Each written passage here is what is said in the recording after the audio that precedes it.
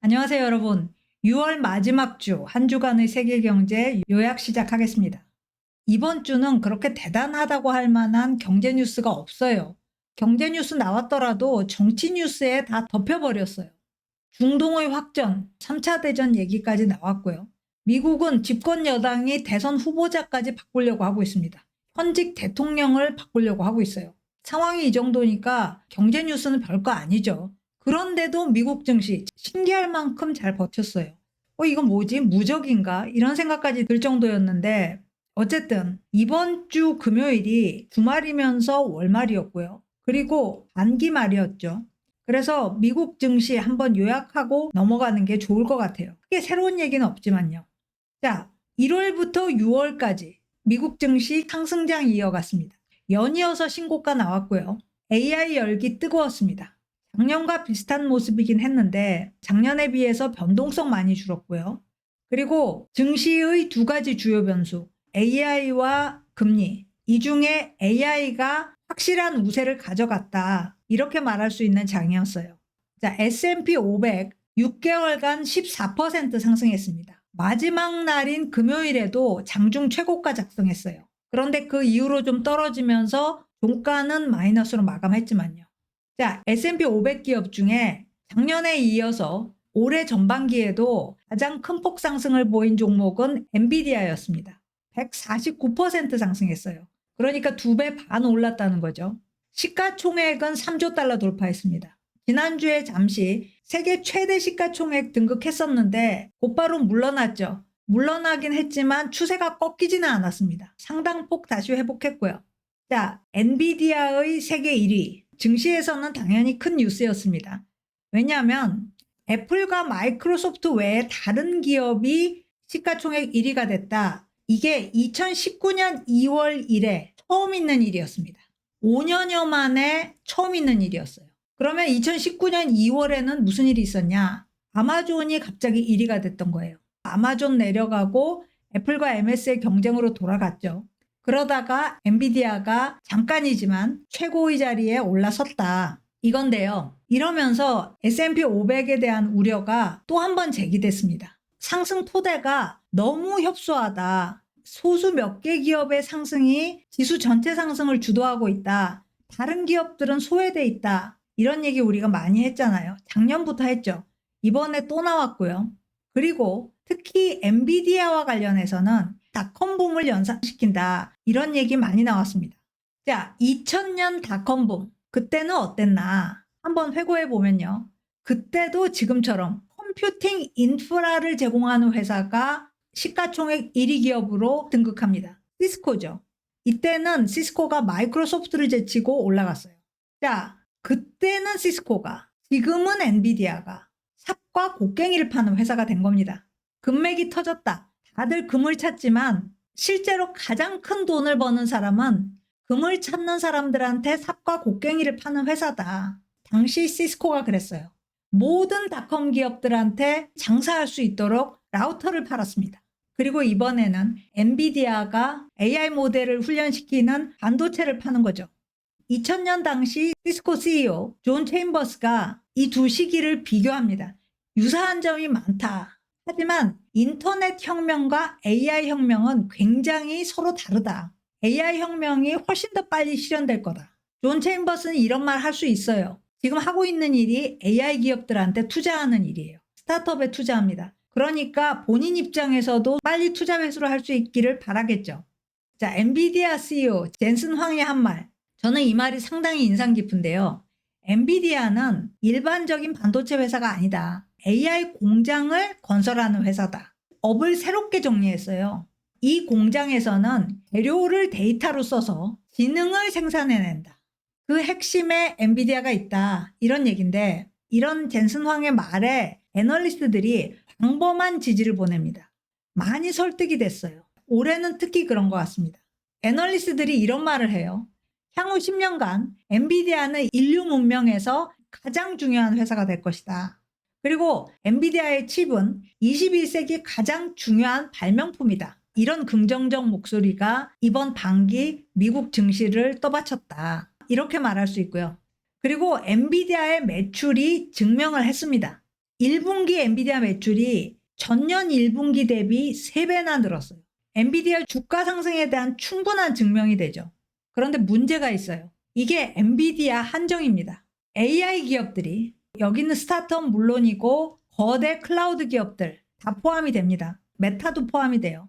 이 기업들이 엔비디아한테 구입한 반도체가 총 500억 달러에 달합니다. AI 붐 시작하면서부터. 그런데 지금까지 매출은 얼마냐? 30억 달러예요. 투자 500억 달러하고 매출은 30억 달러다. 적자가 어마어마한 거죠. 2000년 시스코도 마찬가지였어요. 닷컴 기업들 금 캐려고 삽과 곡괭이 사야 되는데 이걸 파는 회사가 시스코밖에 없었던 거죠. 닷컴 기업들의 초기 투자로 돈을 번 겁니다. 지금 엔비디아가 AI 기업들의 투자로 돈을 벌고 있는 것과 똑같은 거죠. 자, 우리가 지난번에도 얘기했지만 엔비디아가 올해 S&P 500 상승분의 30%를 담당했습니다. 빅테크 5개 기업 다 합치면 S&P 500 상승분의 50%를 이 회사들이 담당했어요. 여기에 엔비디아도 포함됩니다. 나머지 4개 회사들 마이크로소프트, 아마존, 알파벳, 메타 이렇습니다. 근데 이 회사들이 어떻게 AI 붐을 탔느냐? 우리가 AI화 한다 이렇게 발표를 했어요. 그러면서 주가가 올랐고 거대 기업들 주가 오르니까 지수 상승에 한몫한 겁니다. 자, 비근한 예로 이번 주 수요일에 아마존 시가총액이 2조 달러 돌파했어요.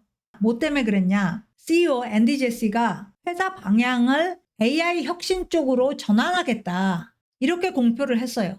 지금까지의 오프라인 상점들, 물류창고, 아마존의 풀필먼트 센터 여기에 투자했던 것을 AI 혁신 쪽으로 옮기겠다. 이거 굉장히 무게감 있는 발언입니다. 클라우드 1위 기업이 하는 말이니까요.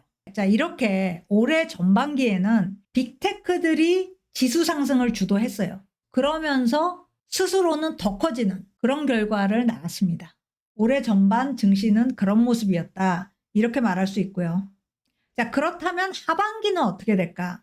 상반기에는 AI 열기가 굉장히 강하게 지수를 위쪽으로 푸시를 했어요. 하지만 한계도 분명히 있었죠. 자, S&P 500은 시가총액에 따라서 웨이트가, 가중치가 다른 지수입니다. 큰 기업 주가가 1% 오르는 것과 작은 기업 주가 1% 오르는 것 완전히 달라요. 그런데 S&P 500을 동일 가중치로 본다면 올해 전반기 14% 오른 게 아니라 4.1%밖에 안 오른 게 돼요. 실제 S&P 500 대비 10%포인트 하회하는 겁니다.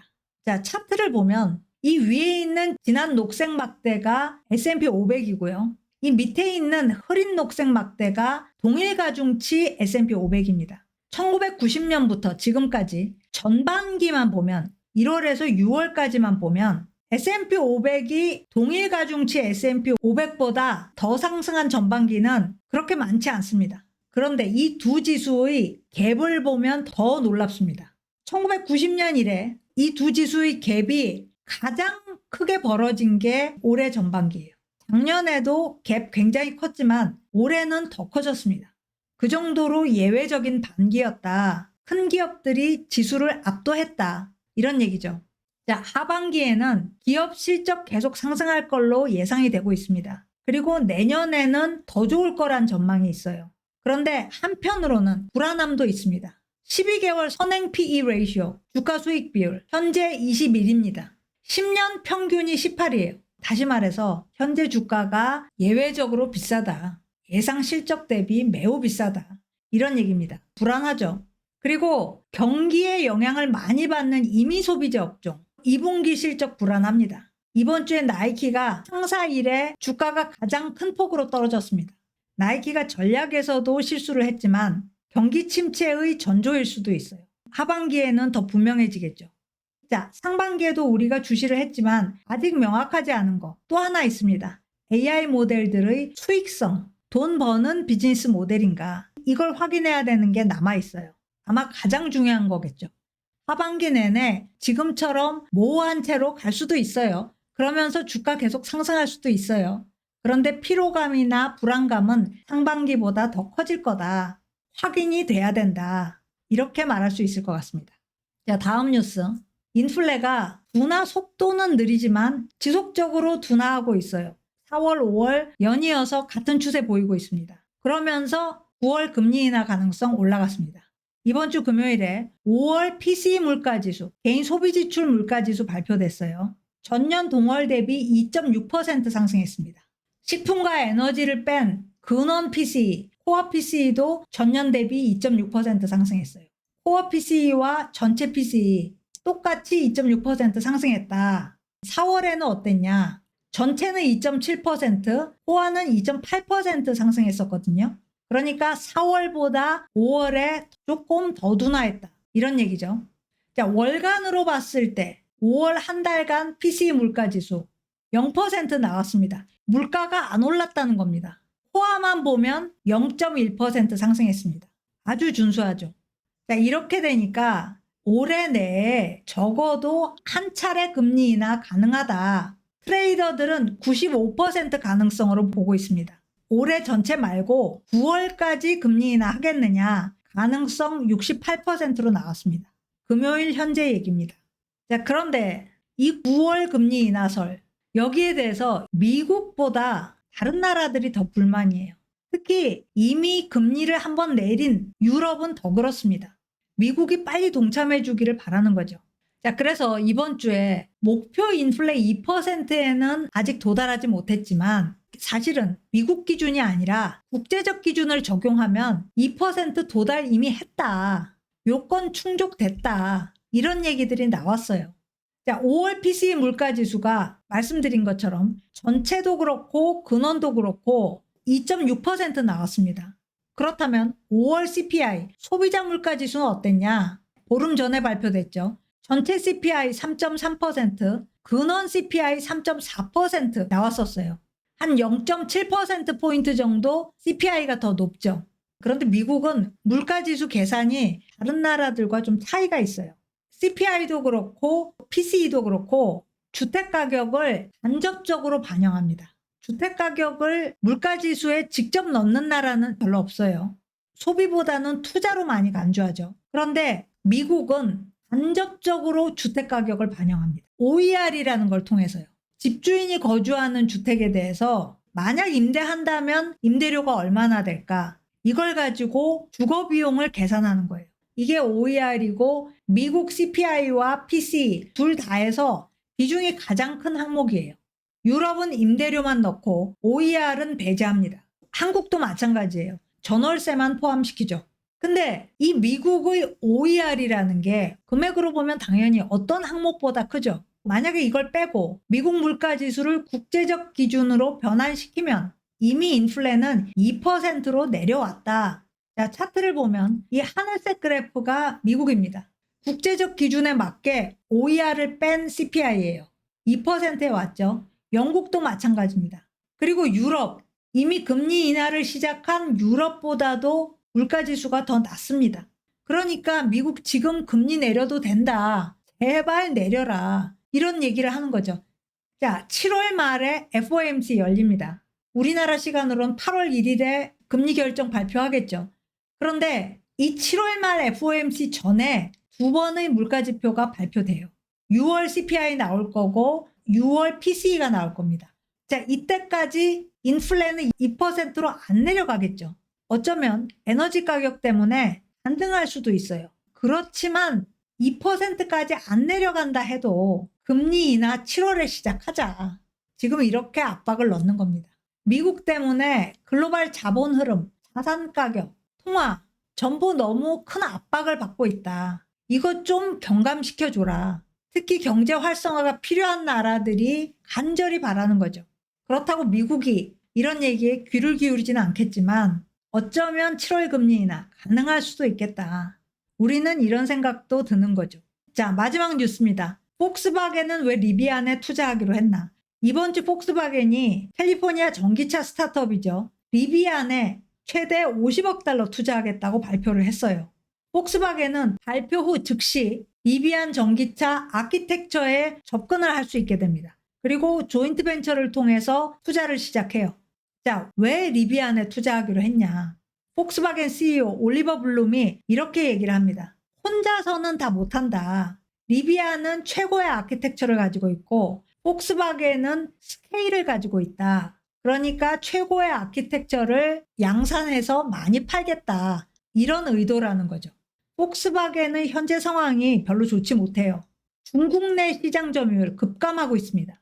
2020년에 20%였는데 23년에는 15%로 내려앉았어요. 중국에서 가장 성공한 서방 자동차 회사, 이 이름이 무색해진 거죠. 미국 시장 진입도 생각보다 쉽지가 않습니다. MS가 전혀 안 늘어나고 있어요. 전기차 생산은 물론이고 내부에서 배터리까지 생산하겠다. 이거 다 못하고 있습니다. 돌파구가 필요했고 그래서 리비안을 잡은 거다. 리비안 주가가 발표 당일 30% 급등했습니다. 리비안은 지금 파산 위기에 있는데 폭스바겐이 구명줄을 던져준 거죠. 반면에 폭스바겐 주주들은 투자 금액 너무 크다. 50억 달러면 올해 순현금 흐름의 거의 절반이다. 이렇게 걱정을 합니다. 이 금액이 시사하는 바가 커요. 폭스바겐도 여기에 사활을 걸었다. 이런 얘기로 해석이 됩니다. 폭스바겐이 우리 전기차 소프트웨어 개발이 생각처럼 안 돌아간다. 문제가 있다. 이걸 만방에 공표를 한 거예요. 인정을 한 겁니다. 폭스바겐이 정보를 투명하게 공유하는 회사가 아니거든요. 특히 자기네 잘못은 철저하게 숨기는 회사입니다. 그런데 다 드러냈다. 이거는 회사가 방향을 바꿨다. 이런 얘기일 것 같아요. 자, 폭스바겐은 파트너십 중심으로 갈 것 같습니다. 그런데 이런 전략 전환이 과연 통할까? 전략만 바꿨다고 실행이 반드시 뒤따르는 건 아니잖아요. 그리고 회사가 실행을 한다 해도 여건이 또 받쳐줘야 되는 거죠. 과연 모든 게 잘 맞물려 돌아갈까? 아직은 모르는 거죠. 자, 프리미엄 픽업 트럭 리비안이 다른 프리미엄 전기차들과 경쟁을 해야 돼요. 가장 기본 모델이 8만 달러. 이걸로 미국 시장을 공략해야 되는 거죠. 자, 그런데 폭스바겐이 1월에는 중국 샤오평과 개발 협력을 공표했어요. 이것 또한 역사적인 타결이었습니다. 독일 안에 있는 중국 전기차 소프트웨어 개발, 이걸 전부 중국으로 이전하기로 했어요. 샤오펑한테 전부 오픈한다. 이겁니다. 폐쇄적이고 비밀주의였던 폭스바겐이 180도 바뀔 수 있을까? 그래서 중국, 독일, 미국을 잇는 파트너십 체제를 성공시킬 수 있을까? 중국, 독일, 미국 이 연결고리만 봐도 독일이 빠지면 지금 대립하고 있는 국가들이에요. 그 사이에 독일이 들어가서 파트너십을 성공시키고 폭스바겐은 돈을 벌 수 있을까? 현 상황을 타개할 수 있을까? 나아가서 다른 나라 전기차들도 이 길로 가야 되는 건가? 이런 질문을 하게 됩니다. 자, 오늘 스캔 여기까지 하겠습니다. 고맙습니다.